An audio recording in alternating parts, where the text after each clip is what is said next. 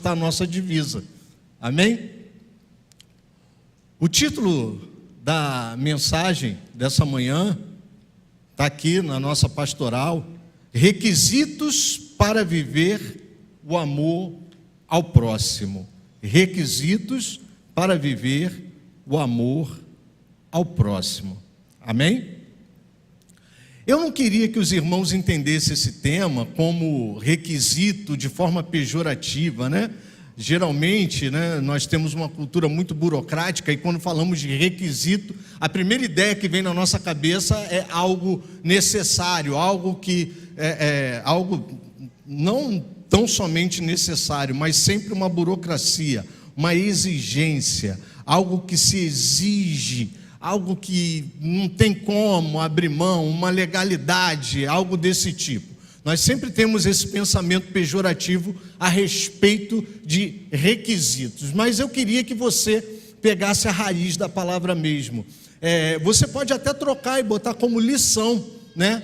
Lição para vivermos esse amor, mas requisito eu acho que fica melhor, porque nós vamos encontrar esses requisitos antes do versículo 35, quando Jesus fala que nós devemos, né, que nisto nós seríamos conhecidos como seus discípulos, se amarmos uns aos outros, ou se vivermos um amor verdadeiro, amém? Glória a Deus. Só que antes disso, Jesus ele vai dar requisitos, e quando eu falo aqui requisitos, e é isso que eu quero que você entenda, é como ações necessárias. Esse requisito aqui não é uma exigência legal, não, nada disso. São necessidades. Você tem necessidades, lições que você precisa aprender para poder chegar no versículo 35 e falar: agora eu entendi o que é viver esse verdadeiro amor. João é um evangelho magnífico. O evangelho de João é um evangelho mais intimista. O evangelho de João é um evangelho de quem estava perto de Jesus. O evangelho de João é o evangelho do discípulo amado, aquele que recostava no peito. Mas isso a gente vai falar um pouco mais no sermão da noite. O evangelho de João é aquele que ele tem esse detalhe, essa característica, né, de detalhar coisas que estão acontecendo no momento, porque João escreve do que ele vivenciou. João escreve do que ele vivenciou. O evangelho de João é um evangelho lindo. As pessoas geralmente quando se convertem falam assim: por onde eu começo a ler a Bíblia? Não é assim, pastor? Por onde eu começo a ler a Bíblia? A gente fala: pega o livro de João, pega o evangelho de João. A gente, né, inclusive já tem até livretos, né, do evangelho de João para fazer evangelismo. O evangelho de João ele é dividido em duas grandes partes, amados. Ele tem a primeira parte, que vai do capítulo 1 ao capítulo 12, e onde conta os feitos de Jesus. João se preocupa em narrar os feitos de Jesus, os principais. Nem todos os feitos estão ali do capítulo 1 ao 12. E do capítulo 13, olha, onde você está com a sua Bíblia aberta, do capítulo 13 para o final, João ele vai tratar da despedida, das últimas orientações e da crucificação de Jesus, até o 20.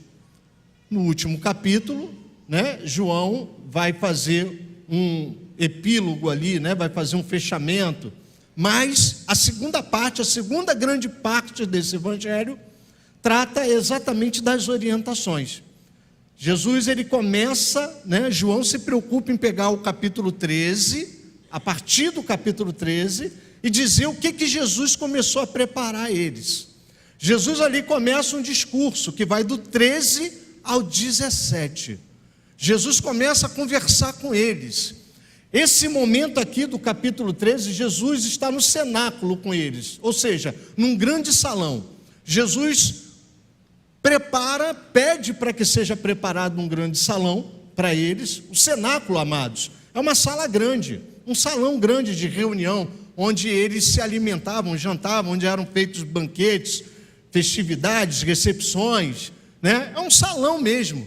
E ali, o que o Senhor Jesus faz? A gente vai ver isso muito em Lucas. O Senhor Jesus fala para eles: olha, vai até a cidade, vai até Jerusalém, acha um cara que está levando um cântaro e ele vai levar vocês, segue ele. Quando vocês chegarem lá na casa, vocês dizem: olha, o mestre mandou a gente vir aqui para ver o lugar que está preparado, e ali tinha um lugar preparado, e era esse cenáculo.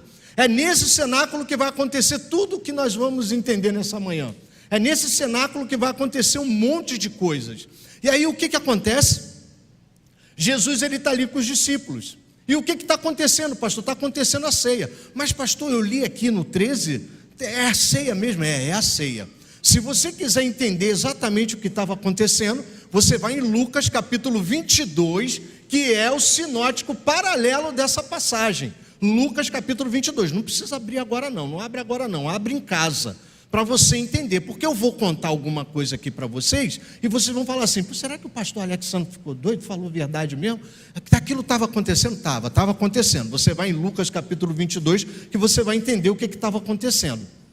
E aí, exatamente o que estava acontecendo no 13, está acontecendo em Lucas capítulo 22. A diferença é que João viveu aquilo ali, Rodrigo. João estava ali, André, junto. Então João escreve de forma intimista.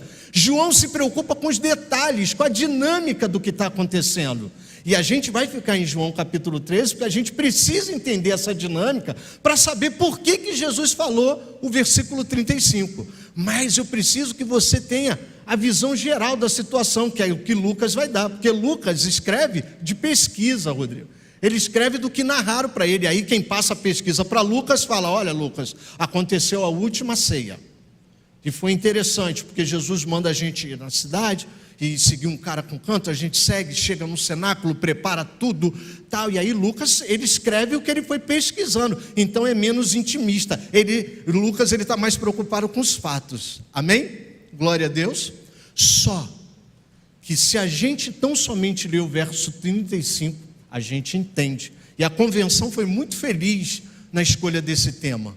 Quando a convenção fala, vivamos o verdadeiro amor. E nisto todos conhecerão que são meus discípulos, se amardes uns aos outros. Ou seja, a divisa, a passagem bíblica que a convenção escolheu esse ano, ela vai nos chamar, nos convidar de novo, a não tão somente sermos discípulos de crachá. Eu sou discípulo, é crachá, né, Rui? Eu sou discípulo, hein? Eu sou discípulo, Eu tenho crachá, eu tenho cargo, eu tenho carteirinha de... Peraí, eu sou discípulo. Não. Jesus, ele não só fala assim, olha, nisso todos saberão que vocês são meus discípulos. Ou seja, não precisa de crachá, queridos. As pessoas têm que olhar para vocês e saber que vocês são meus discípulos. Sabe como? Se vocês amarem uns aos outros. Além de ser um grande convite a exercer o discipulado, Jesus ele diz como esse discipulado vai acontecer. Não é tão simples, não é tão fácil. É amando. A condição principal é amar. A condição principal é amar. Só que quando a gente lê isso isoladamente, o verso 35, corre o risco da gente se furtar da aula prática que Jesus deu no decorrer do capítulo. A aula começa lá no verso 1. E nessa manhã eu quero tratar de 3 requisitos. 3 requisitos que, se nós negligenciarmos, se nós não tivermos, Rodrigo, a gente não vai conseguir amar como está no verso 35. Até consegue, mas sempre vai estar faltando um pedacinho. É aquele nosso amor que está sempre sendo provado. Já viu? É aquele nosso amor, André, que você está sempre assim, poxa, ainda não foi 100%. Ainda não estou vivendo aquele amor que eu queria que Jesus... É aquele amor que quando você lê as passagens, você fala assim, cara, como que Jesus tinha esse amor e eu não consigo? Talvez seja porque a gente negligencia algum requisito desse. A gente quer colocar, como diz o dito popular, o carro na frente dos bois. A gente quer viver o amor, a gente tem pressa de viver esse amor, mas a gente esquece que Jesus deu uma aula para eles antes. E é essa aula que eu quero dissecar aqui. Eu quero mostrar para os irmãos o que Jesus fez. Jesus deu uma aula prática para eles. Vamos pegar do verso 1, o primeiro requisito. Vamos pegar do verso 1. João capítulo 13, a partir do verso 1. Nós vamos ler do 1 até o 5, nesse primeiro momento. Antes da festa da Páscoa, sabendo Jesus que era chegada a sua hora, de passar deste mundo para o Pai, tendo amado os seus que estavam no mundo, amou-os até o fim. Durante a ceia, tendo já o diabo posto no coração de Judas Iscariotes, filho de Simão, que traísse Jesus, sabendo este que o Pai tinha confiado tudo às suas mãos, e ele tinha vindo de Deus e voltava para Deus, levantou-se da ceia, tirou a vestimenta de cima e, pegando uma toalha, cingiu-se com ela. Em seguida, Jesus pôs água numa bacia e começou a lavar os pés dos discípulos e enxugá-los com a toalha com que estava cingido. Só até aí esse primeiro momento. Amados, só nesses 4 primeiros versículos, não vou nem colocar o 5º aqui, João ele já mostra para a gente tudo o que estava acontecendo. João é tão intimista que ele mostra, ele dá detalhes e a gente não percebe. Ele diz que Jesus se entregaria por nós, logo nesses 4 primeiros versículos. Jesus se entregaria por nós. Jesus estava se entregando, mas estava nos amando e amando até o fim. Jesus já sabia da traição e que ia ser traído, óbvio. Jesus sabia que ia ser traído e nem por isso deixou de se entregar e deixou de amar até o fim. Percebe a ligação que tem nesse texto, né? Sabia que tinha autoridade da parte do Pai. Ele sabia que tinha recebido de Deus autoridade. Ele sabia que era o próprio Deus. Ele se levantou, tirou a veste de cima. E aqui a gente começa a falar do primeiro requisito. Jesus ele tira essa veste provavelmente era uma veste simples, mas deixa eu lhe explicar, não era uma veste qualquer. Jesus ele tirou a túnica, provavelmente tirou o manto que estava em cima dele. Jesus, assim como os sacerdotes que andavam naquela época, os fariseus, os escribas, Jesus também tinha a vestimenta dele diferenciada, porque Jesus era um mestre. É por isso que chegavam perto de Jesus e falavam: mestre, bom mestre, Senhor, porque Jesus se vestia como tal. Que isso, pastor? Aquela mulher do fluxo de sangue, quando ela se joga e fala: se eu tão somente tocar na orla das vestes dele, amados, só quem tinha naquela época vestidos com orlas longas para serem tocadas eram os escribas, os fariseus, os homens da lei. Então Jesus sabia da posição dele, Jesus sabia quem ele era. Jesus não tinha crise de identidade. Ele sabia que ele era o Filho de Deus, o Cordeiro de Deus que tira o pecado do mundo. Ele sabia que ele era o mestre. Ele estava ali na posição de mestre, muito mais pelos discípulos do que propriamente dito por ele mesmo. Ele se vestia daquela forma para que os discípulos se sentissem amparados, para que os discípulos falassem: meu mestre, meu Senhor, ó, eu ando com ele, hein? Eu sou discípulo dele. Os discípulos tinham orgulho. Eu quero que você entenda isso, porque daqui a pouco você vai ver a crise que isso vai gerar. E os discípulos tinham orgulho, eles estavam do lado do mestre. Você sabe que tem uma passagem que a mãe procura Jesus e fala: Senhor, quando tu estiveres na tua glória, pode colocar um filho meu de um lado e do outro. Aí Jesus fala: mulher, tu não sabe o que tu está me pedindo. Tu não sabe o que tu está me pedindo. Por quê? Porque Jesus tinha essa postura, Jesus tinha essa veste.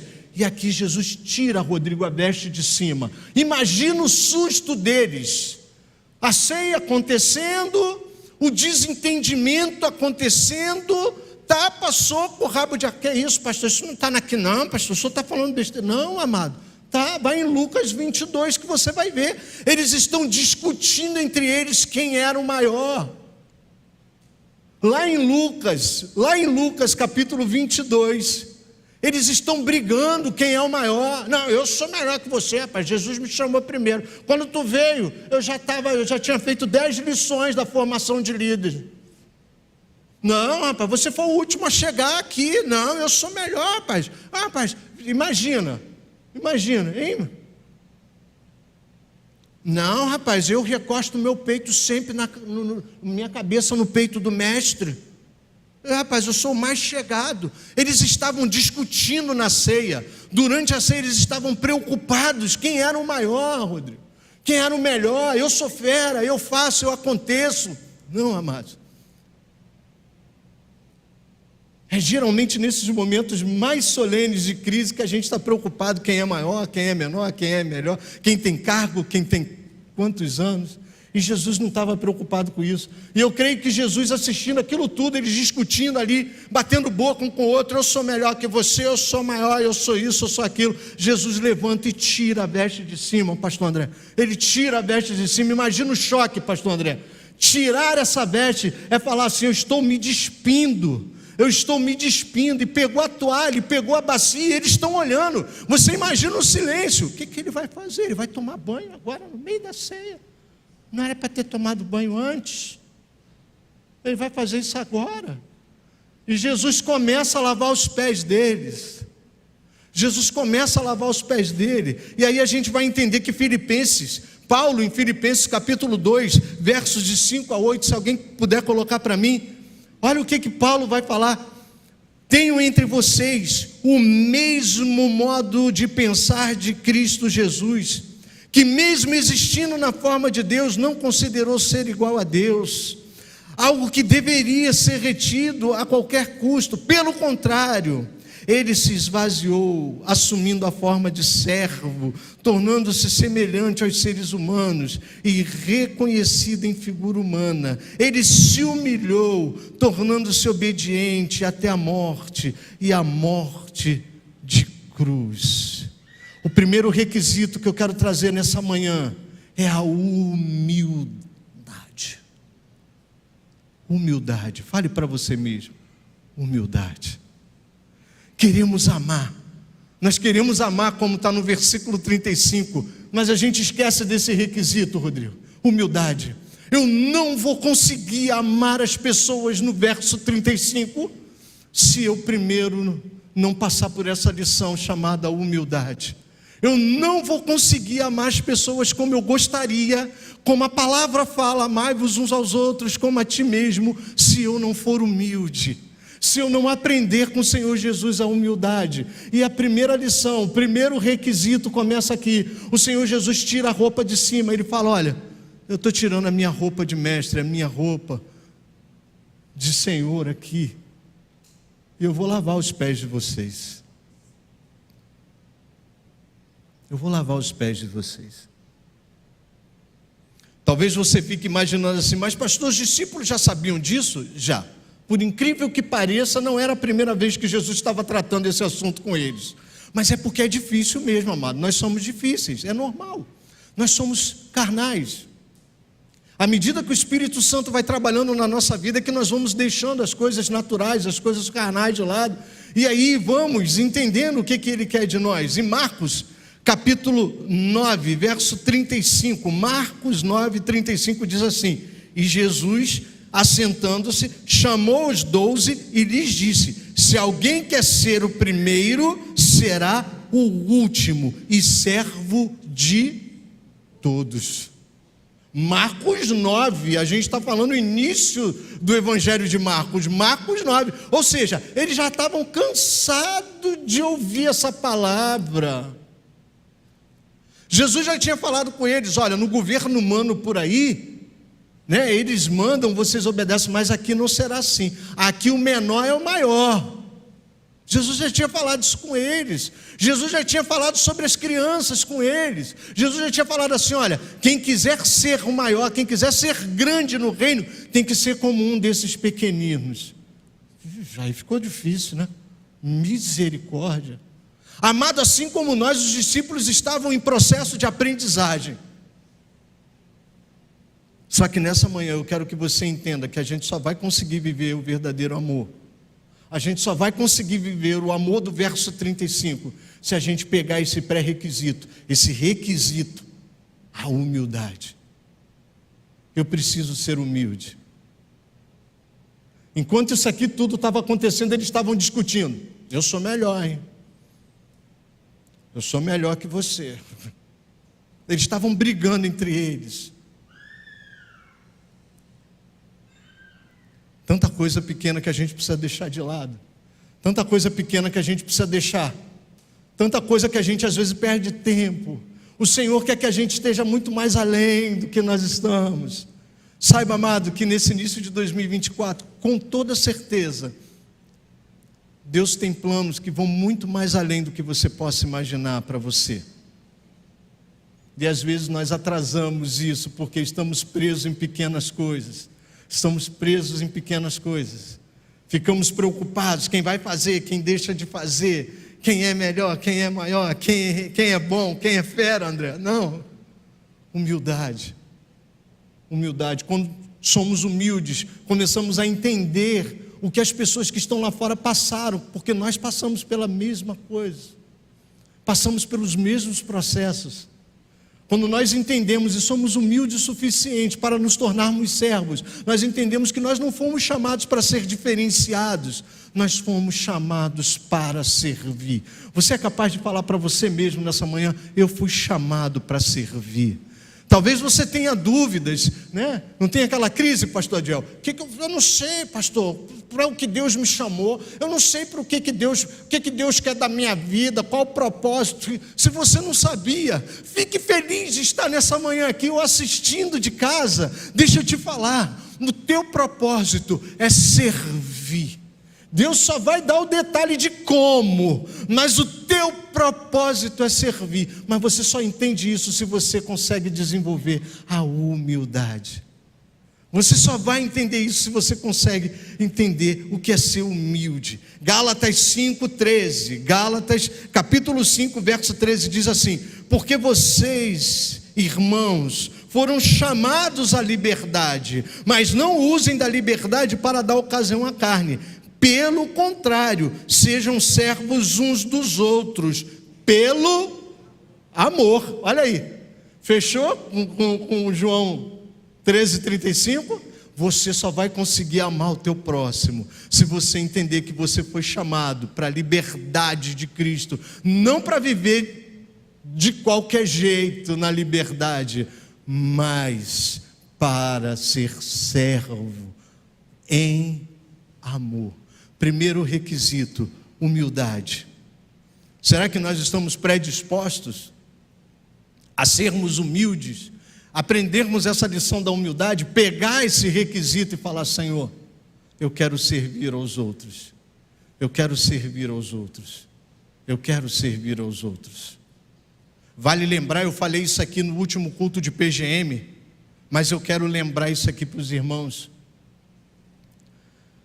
Naquela época, a Palestina, ali onde eles estavam, a Judéia, era muito árido, muito quente. Era um clima praticamente desértico. Andar pelas ruas da Judéia, pastor Adiel, era saber que ia chegar na casa da pessoa que você foi convidado, empoeirado. Muito disso porque as mulheres andavam com um véu para proteger o cabelo, porque tu imagina, naquela época não tinha shampoo progressivo, essas coisas não tinha.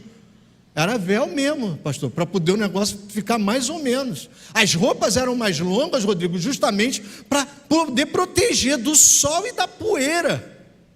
Então, quando tinha uma recepção numa casa, o dono da casa colocava um servo para lavar os pés, limpar, ungir, passar óleo, bálsamo na pessoa para tirar a poeira do rosto e lavar os pés. Amado, geralmente era o pior servo da casa que lavava os pés. Vocês estão entendendo o escândalo que está acontecendo aqui no capítulo 13? Era o pior servo, Rodrigo, que era escolhido. Era o servo que tinha algum tipo de deficiência, era o servo que não tinha algum dente, que tinha algum tipo de deficiência mesmo corporal, física. Então, para que ele ia servir? Ele não sabia ler, ele não sabia escrever. Entendeu, pastor André? Ele não tinha muita utilidade. Bota ele para lavar o pé. Bota ele para lavar o pé do convidado. Eu expliquei isso no último culto dos PGMs, mas estou explicando de novo para que você entenda o escândalo do que está acontecendo aqui. Quando Jesus tira a roupa, os caras olham e falam assim: o que ele vai fazer? Quando ele pega a bacia e começa a lavar o pé do primeiro, o primeiro deve ter ficado como? Quieto, olhando. Ele falou: e agora? O que ele está fazendo? Ele está lavando o meu pé. E aí um olhava para a cara do outro e falava: rapaz, tira o pé daí, tira o pé, tira o pé, só pé. E o cara: o que eu faço? Eu não sei o que eu faço. Ele agora virou servo. ele virou servo. E assim como ele virou servo, ele nessa manhã está convidando eu e você a sermos humildes o suficiente para virarmos servos, para servir as pessoas que vão chegar por aquela porta, empoeirada por causa da poeira dessa vida, vindo do clima árido, quente, André, cheia de poeira, esperando um bálsamo, esperando que os seus pés sejam lavados. É para isso que Deus nos chamou nessa manhã. Se você tinha dúvida disso, você não tem mais. Primeiro requisito, humildade. Precisamos desenvolver a humildade. Precisamos desenvolver a humildade. Vamos continuar. Capítulo 13, verso 6, não é isso? Eu parei no 5, vamos para o verso 6. 6. Quando se aproximou de Simão Pedro, este lhe perguntou: vai lavar os meus pés, Senhor? Assim, amado, porque Pedro, né? Imagina Pedro, né? Vai lavar os meus pés, Senhor? Jesus respondeu: o que eu faço você não compreende agora, mas vai entender depois. Jesus está falando para ele, pastor Adiel, isso aqui é uma aula, Pedro, fica calmo que você ainda não chegou na conclusão da aula. Você não vai entender agora, bota o pezinho aqui que eu vou lavar, meu querido. Ele, né? E ele, não vai lavar meu pé. Aí ele fala, olha o que ele fala. Então Pedro disse: o Senhor nunca lavará os meus pés. Nunca lavará os meus pés. Ao que Jesus respondeu: se eu não lavar, você não terá parte comigo. Então Pedro lhe pediu: Senhor, não somente os pés, mas também as mãos, a cabeça. Jesus respondeu: quem já se banhou não precisa lavar nada, a não ser os pés, pois quanto ao mais, está todo limpo. E vocês estão limpos, mas não todos. Opa, olha que coisa complicada, né? A gente lê esse versículo, a gente fala assim: meu Deus, mas Jesus complicava às vezes, né? Não, eles estavam entendendo exatamente. Nessa manhã nós vamos entender também. O que aconteceu aqui, pastor? A partir do momento que Jesus começa a lavar os pés, eu imagino que Pedro não foi o primeiro. Quando Jesus se aproxima dele, Pedro dá um pulo e fala: ei, não vai lavar meu pé não. Você não vai lavar meu pé. Pedro estava enxergando toda aquela situação de forma hierárquica. Como poderia o mestre, o Senhor, estar ali lavando os pés? Na cabeça de Pedro, na cabeça deles, até pelo clima que estava na reunião, lembra que eu falei que eles estavam brigando entre eles para saber quem era maior? O clima estava pesado, o clima não estava legal. O clima ali, a concepção era de hierarquia, André. Eles estavam pensando quem era o primeiro, o segundo, o terceiro. Então quando vê que Jesus tira a roupa, o manto de mestre, começa a lavar, ele fala: não, você não vai lavar meu pé. Não, eu acho que antes dele falar assim, eu é que vou lavar o pé do Senhor, Jesus fala: ó, calma, você não está entendendo agora, mas daqui a pouco você vai entender. Eu não concluí a aula ainda, você está muito nervoso. Ele fala: o Senhor nunca lavará os meus pés. Aí o Senhor Jesus fala para ele: ó, se eu não lavar o seu pé, você não vai ter parte comigo. Pedro agora passa a entender que a questão não é hierárquica, é uma questão relacional. Para haver relação, para ter comunhão, ele ia ter que deixar o Senhor Jesus lavar o pé dele. A coisa não era hierárquica, pastor Adiel. A coisa não era hierárquica, pastor André. A questão ali era relacional. Se não deixasse lavar, ia quebrar a relação. E a coisa que não pode acontecer na nossa vida, nós quebramos a relação. Mas nós vamos falar mais disso à noite, tá? Não pode quebrar a relação, não. Aí Pedro fala assim: ô Senhor, aí muda, né? Da água para o vinho, né? A gente chama Pedro de sanguíneo, né? Não é assim, pastor Diogo? É o sanguíneo, aquele cara que vive na flor da pele, aquele cara da emoção, aquele cara é o entusiasta, né? O altruísta, o cara que no mesmo momento ele está ali firme, no outro ele está chorando, ele está desesperado. Ele fala: Senhor, não lava só os pés não, lava tudo, lava a cabeça, os pés. Aí se derramou, já queria mergulhar na bacia. Tu imagina um homem daquele tamanho, daquela idade, querendo mergulhar na bacia. Ou seja, pastor André, ele queria se batizar de novo, André. Ele queria rebatizar ali de novo. Ele queria começar tudo de volta, tudo de novo, tudo do zero. Aí Jesus para e fala: calma, meu querido, calma, vocês já estão limpos. Quem já foi lavado não precisa ser lavado de novo, apenas precisa lavar os pés. E aqui o Senhor Jesus faz uma distinção para a nossa vida prática tremenda, que eu quero que você entenda. Você não pode sair daqui sem esse requisito: santidade. Santificação É o segundo requisito. Você só vai conseguir viver o amor do versículo 35 se você verdadeiramente deixar que o Senhor Jesus lave os teus pés todos os dias. Porque lavar os teus pés todos os dias trata de santificação. Eles já estavam limpos, eles já estavam salvos. É isso que eu quero que você entenda. Olha o que Paulo fala para Tito, capítulo 3, do 5 ao 7. Olha que palavra maravilhosa. Ele nos salvou, não por obras de justiças praticadas por nós, mas segundo a sua misericórdia. Ele nos salvou mediante o lavar regenerador e renovador do Espírito Santo, e que Ele derramou sobre nós ricamente por meio de Jesus Cristo, nosso Salvador, a fim de que, justificados por graça, nos tornemos seus herdeiros, segundo a esperança da vida eterna. Então esse texto já prova que você foi lavado, amém? Você foi lavado, você não tenha dúvida disso. Você foi lavado, você foi salvo. Um lavar regenerador do Espírito Santo. O dia que você falou assim: Senhor, entra na minha vida, o Espírito Santo veio, te selou, te lavou por completo. Você foi limpo. Mas pastor, o que Jesus quis dizer com isso? Ele quis dizer com isso que na caminhada a poeira vai sujar os teus pés. Na caminhada os teus pés vão ficar empoeirados. Na caminhada você vai receber poeira, vai vir a sujeirinha, aquela poeira que incomoda os pés. E é nesse momento que você vai pedir: Senhor, lava os meus pés, porque eu quero ter relacionamento contigo. Lava os meus pés, porque novamente sujou de poeira, pastor André. Lava os meus pés, Jesus, porque empoeirou tudo de novo. Lava os meus pés, porque sujou tudo, pastor Adiel, de novo. Porque quem caminha vai sujar, vai empoeirar, Rodrigo. Vai empoeirar, Rodrigo, não tem jeito. Jesus sabia. Às vezes a gente aqui não sabe, a gente quer ser igual Pedro, a gente quer viver de 8 a 80. Nunca vai lavar meu pé, não, me banha todo, pega a bacia, ninguém vai lavar mais não, eu vou jogar a bacia em cima de mim, não. E aqui abre um parênteses, vamos fugir dessas decisões, sabe, tem gente que vive no 8 ou no 80, ou faz o que quer, ou então nada feito.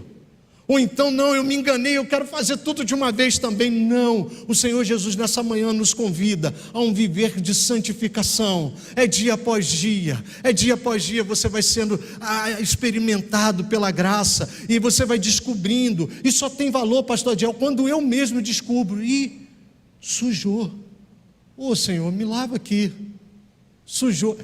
Surte muito mais efeito quando você entende porque está sendo limpo, do que quando simplesmente você é limpo sem saber. Por isso que por muitas vezes nós buscamos ser santos, buscamos a santificação, e aí ficamos frustrados, errei de novo, bola fora de novo, e ficamos chateados com isso, esses altos e baixos, porque na verdade estamos esquecendo que para ter uma vida relacional com o Senhor Jesus, eu preciso depender dEle, e me achegar até Ele, e poder falar: Jesus, me lava de novo, limpa de novo, pegou poeira, eu vim caminhando, está muito calor lá fora, eu vim caminhando e sujou de novo, eu me sujei de novo, Jesus, me limpa, me limpa, me limpa, me limpa. E você deve estar pensando assim: mas pastor, isso aí parece ser uma vida de quem não melhora, de quem não se consegue. Não, amado, é uma vida de quem está caminhando, é uma vida de quem está nesse mundo. Lá no capítulo 17 de João, quando Jesus encerra essa aula, Jesus só vai encerrar essa aula aqui do 13, lá no capítulo 17, tá? Deixa eu te dar essa notícia, na oração sacerdotal: não o peço que os tire do mundo, mas que os guarde. Se Jesus quisesse que a gente não pegasse poeira, Ele falaria o que para Deus? Hein, pastor? Senhor, hoje mesmo, depois que acabar tudo que eu entregar aqui, daqui a 3 dias vamos levar todo mundo, pega o ônibus, faz o orçamento aí, vamos levar todo mundo. Não, eles estão no mundo, eu te peço que não os tire do mundo, mas que os guarde. O Senhor Jesus sabia exatamente que nós iríamos nos sujar. Só quem às vezes fica inocente achando que não vai se sujar é a gente, né, pastor? A gente acha que não vai empoeirar, mas vai. E se você não deixa o Senhor Jesus te lavar, você não tem parte com Ele. Você entendeu agora o que ele estava falando para Pedro? Você consegue compreender o que ele estava falando para Pedro? Se você não deixar eu lavar o teu pé, você não vai ter parte comigo. Porque o Senhor Jesus está nos convidando essa manhã para ter uma vida de santificação, onde você busca Ele todos os dias, deixando que o Espírito Santo, aquele que em Tito falou, que te lavou com lavar remidor, lave você todos os dias, sondando os seus corações, sondando o teu coração, falando: olha, está vendo aqui? Eita, olha aqui o que você fez. Não, vamos lavar. Mas vamos tentar evitar isso? Vamos. Lava, Senhor, lava, porque eu preciso. João capítulo 15, 3, não precisa botar na tela. O próprio Jesus vai falar assim: olha, vocês já estão limpos pela palavra que eu vos tenho ensinado. João 15, 3. Mas a gente só vai falar de João 15 à noite. Se você puder estar aqui, volte, que aí você vai entender o desdobramento dessa aula que a gente já está encerrando aqui. Você vai entender o que Jesus esperava dos seus discípulos, para que a lição seja completa. A aula aqui é grande. A aula começa no 13, Isabelle, no 13. Jesus está no 13 ainda, mas vem o 14, vem o 15, vem o 16 e no 17 Jesus ora. Aí é quando o negócio começa a ficar frenético ali. Aí vem os guardas, prende Jesus, aquela coisa toda que você já sabe. O que eu quero dizer para você é que a gente não vai conseguir entender o 13:35 se nós não entendermos essa aula que o Senhor Jesus está dando. A gente só vai conseguir cumprir o versículo 35 se nós formos humildes. Humildes para entender que Ele nos chamou para servir. Humildes para entender que Ele nos chamou para lavar os pés dos outros, para sermos santificados e ajudar os outros em santificação, pastor Adiel. É um lavando o pé do outro, é um ajudando o outro. Vem cá, Rodrigo, deixa eu lavar, meu filho, vem cá. Vou lá, Rodrigo, lava o meu também aqui, que está meio...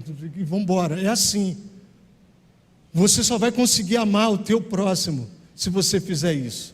Na pastoral do domingo passado, o pastor Carlos Elias foi muito feliz quando colocou assim: olha, o amor não é tão somente um sentimento, mas é uma atitude, é uma decisão. Assim como o pastor Adiel falou aqui, domingo passado, porque só perdoa quem consegue amar. Então, quando você toma a decisão de perdoar, você está vivendo esse amor verdadeiro.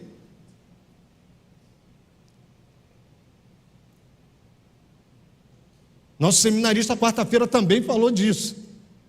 Edson falou disso na quarta-feira no Krieger. É uma decisão. Você toma a decisão. Amém? Glória a Deus. Você pode glorificar o Senhor. Senti que o pessoal ficou quieto demais agora, meu Deus. Fiquei preocupado, amém? Você pode glorificar? Amém, glória a Deus. Essa palavra é para nós, amados. A palavra é para nós. Caminhando agora, terceiro requisito para acabar. Você ficar alegre, vamos almoçar cedo hoje, hein? Terceiro requisito. Vamos ler aqui, João 13, 10 a 11. Você viu que quando Jesus acabou de falar, falou assim, olha o que Jesus fala no 10. Olha o que Jesus fala no 10. Jesus respondeu: quem já se banhou não precisa lavar nada, a não ser os pés, pois quanto ao mais está todo limpo. Nós já entendemos isso, é a santificação.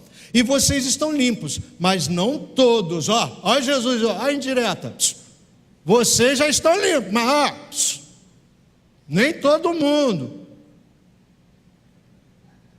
Jesus estava falando de Judas, está claro aí, nem todo mundo. Pois ele sabia quem era o traidor. Foi por isso que disse: nem todos estão limpos. Olha como é que João enriquece, né? João está ali perto. E olha que eles não entenderam. Eles não entenderam isso. Quando você vai lá para Lucas 22, vocês vão ver que ele não vai entender. Quando Jesus fala isso, Pedro fala para João assim, olha Pedro para João. Lá em Lucas você vai ver isso. Aí Pedro para João: de quem que ele está falando? Pergunta. Aí João pergunta: Senhor, de quem que o Senhor está falando, esse negócio de traição? Aí Jesus fala para ele: quem eu pegar o pão, molhar e der, é esse que vai me trair. João estava perto, Rodrigo. Naquela situação, pastor Adiel, só João sabia quem era, porque João estava perto. Guarda isso para a noite. João estava perto. João soube, Rodrigo, quem era de cara. Ele entregou João. Ih, rapaz, deu ruim. Pedro não entendeu nada, Pedro estava de longe. Eles ficaram tudo perdidos. E ali o Senhor Jesus pega o pão, entrega para Judas e fala: vai fazer o que você tem que fazer. Vai fazer logo o que você tem que fazer. João diz que quem estava naquela situação pensou que Jesus estava mandando ele comprar alguma coisa, ou, como era comum na Páscoa, doar aos pobres alguma coisa. E como ele era, né, o cara que cuidava das finanças, ele estava pensando isso. João vai falar que entenderam isso, mas que de fato não era isso. Mas eu quero fechar a mensagem dessa manhã pensando o seguinte: imagina que Judas viveu 3 anos e meio aproximadamente ali. Viveu tudo, pastor Adiel. Viveu tudo. Estava ali, pastor André, vendo os milagres, cego que Judas conhecia, cegos que Judas conhecia, leprosos que Judas conhecia. Judas era partidário, era um zelote. Como é que ele não sabia? Sabia. O cara vinha leproso, caindo um pedaço de pele, Jesus ia lá, abraçava, curava, o cara saía com a pele limpa. Judas está ali assistindo, Rodrigo. Meu Deus.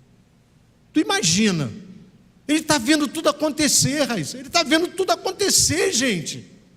Judas assistiu tudo, Judas viveu curas. Eu tenho certeza que de alguma forma Judas foi abençoado. Mas você já imaginou a força que Judas teve que fazer para esconder, para fingir que não estava sendo influenciado por aquilo tudo? Eu tenho para mim que Judas fez mais força para não entender, para não crer, para não levar a sério o que estava acontecendo, do que fosse para crer. Judas passou 3 anos e meio vivendo ali, fingindo. Fingia, pastor Dião. Ele estava ali para ver o que ia acontecer. Se Jesus fosse para a ascensão, ele estava junto, ele era um zelote, estou com o cara. Agora a gente vai tomar tudo. Mas não era esse o plano do Senhor Jesus. Quando ele dizia que ia tomar o trono, era o trono dos céus. Ele ia ser entronizado nos céus. Era esse o trono, e Judas não entendeu. Quando Judas entendeu que aquilo não era o plano que ele tinha no coração dele, Judas já coloca no coração dele de trair. E aí diz que quando Jesus entrega o pão para ele, molha o vinho, entrega o pão para ele, ele pega o pão, Satanás entra no corpo dele, ali acabou. Ele já sai para cumprir a meta dele, ele já sai para cumprir o objetivo. Eu creio que ele saiu pensando assim: esse cara não tem jeito não, ele vai ficar aí, ó, comendo, está aí, ó, jantando com esse pessoal, agora tirou a roupa, lavou o pé de todo mundo. Vê se pode, um cara que pretende ser rei, Rodrigo, vai lavar o pé dos outros, um monte de pés sujos lavando aí. Nada, eu vou tratar de arrumar logo a minha parte, porque isso aqui não vai dar em nada.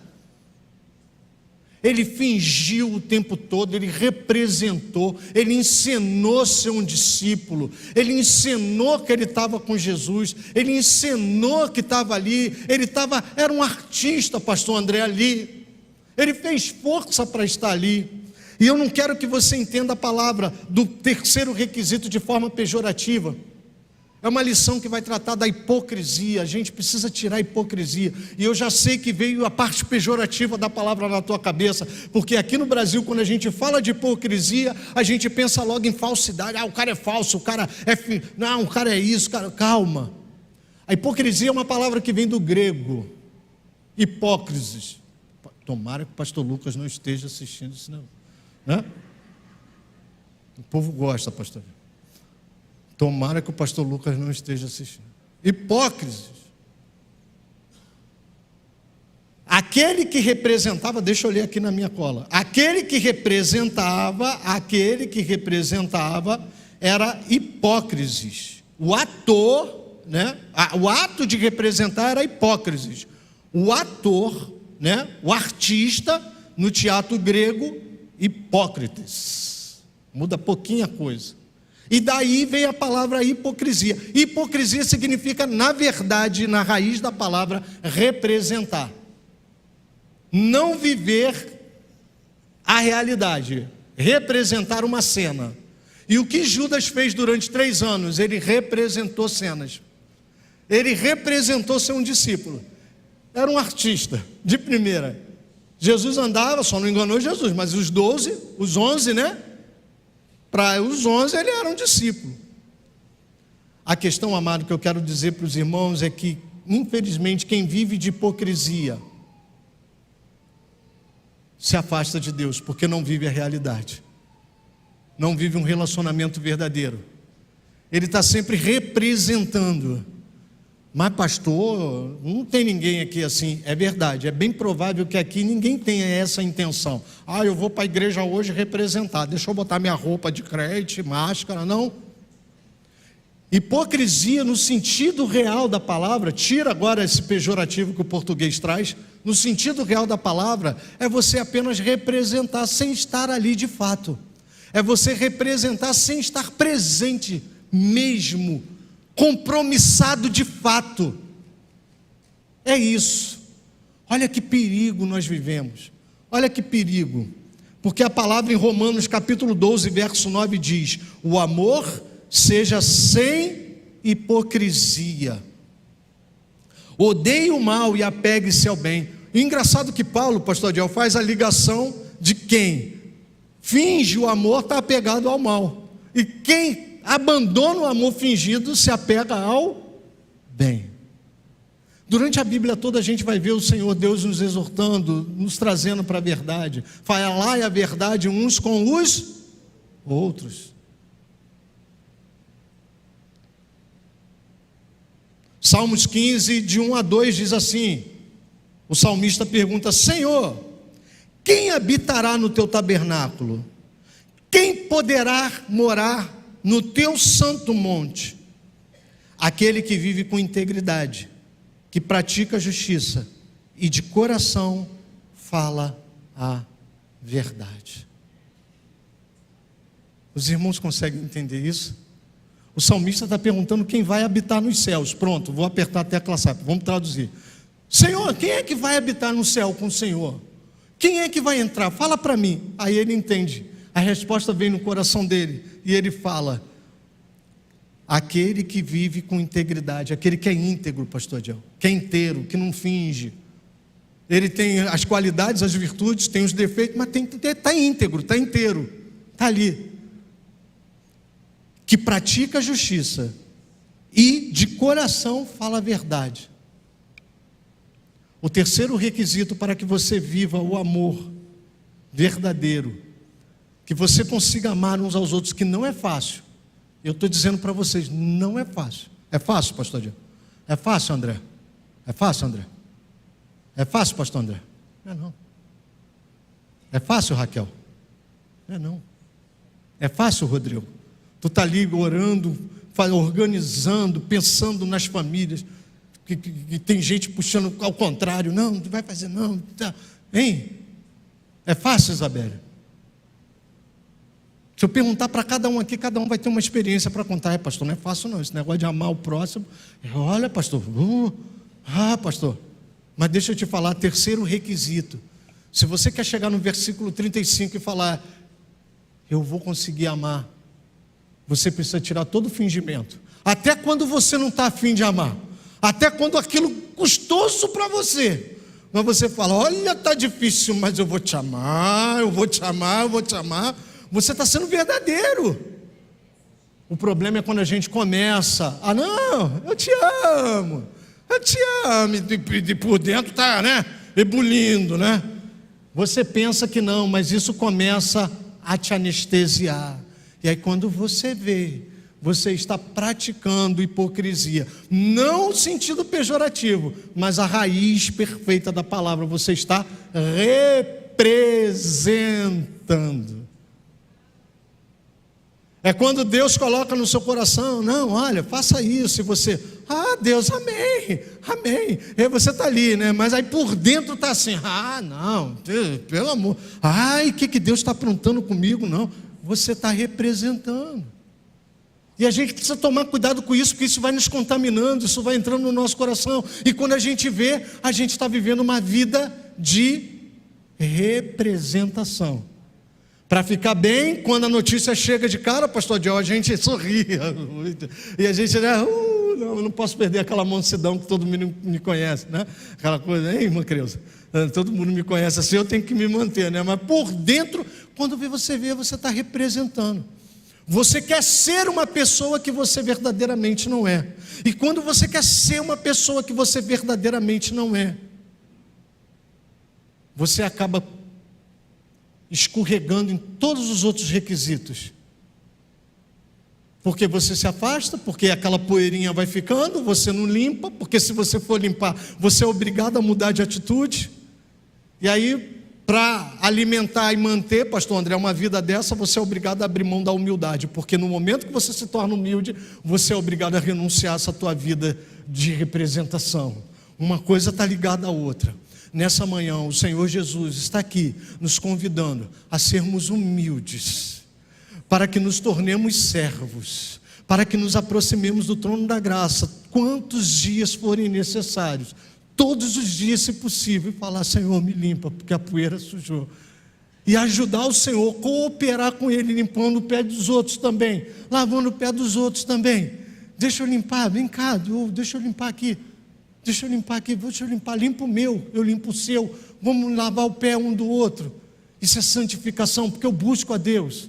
E quando eu faço isso, eu me aproximo dEle, eu crio uma relação com Ele, eu tenho um relacionamento afetivo com Deus mais próximo, e aí eu começo a viver o verdadeiro amor, e aí eu deixo de representar, porque eu me aproximo dEle e falo: Senhor, eu te amo, eu estou aqui, eu me sujei de novo, mas Senhor, isso está doendo, não está legal, eu estou falando a verdade, eu tenho uma relação baseada na verdade, e não uma relação baseada em representação.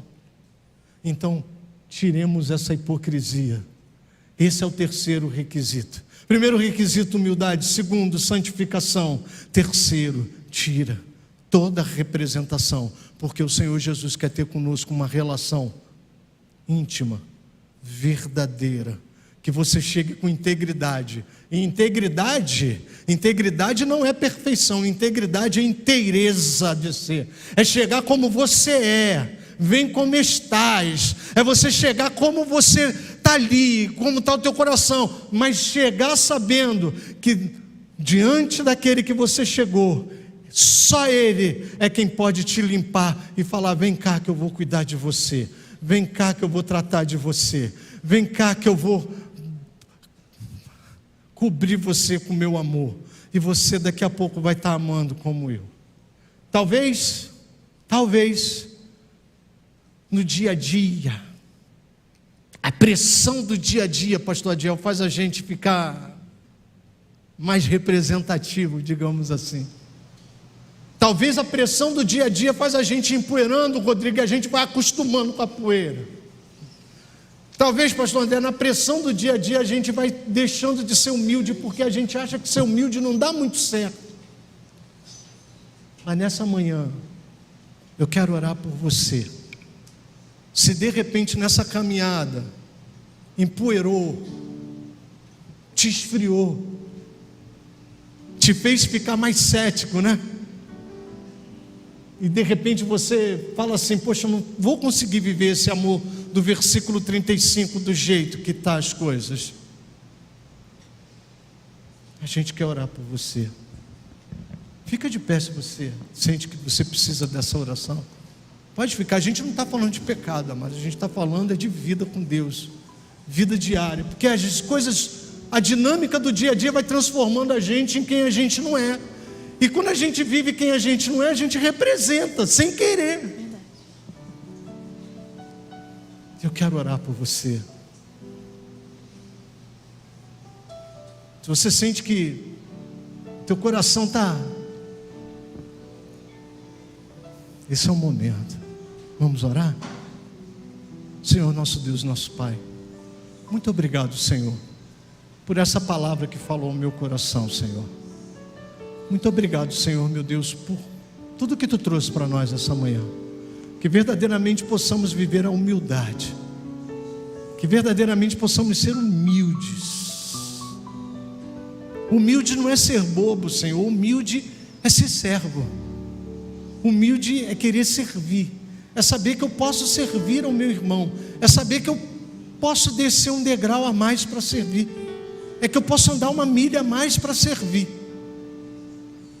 Que nessa manhã, Senhor, eu possa entender que a caminhada vai sujar de poeira a minha caminhada, o meu andar, os meus pés, as minhas sandálias, mas que Tu estás comigo para me limpar e me santificar. Que eu possa entender nessa manhã, Senhor Deus, que eu só vou ter comunhão contigo se eu tiver uma relação íntima e verdadeira. Muito obrigado por tudo dessa manhã, Pai. É o que eu te peço, em nome de Jesus Cristo. Amém. Nós vamos cantar agora.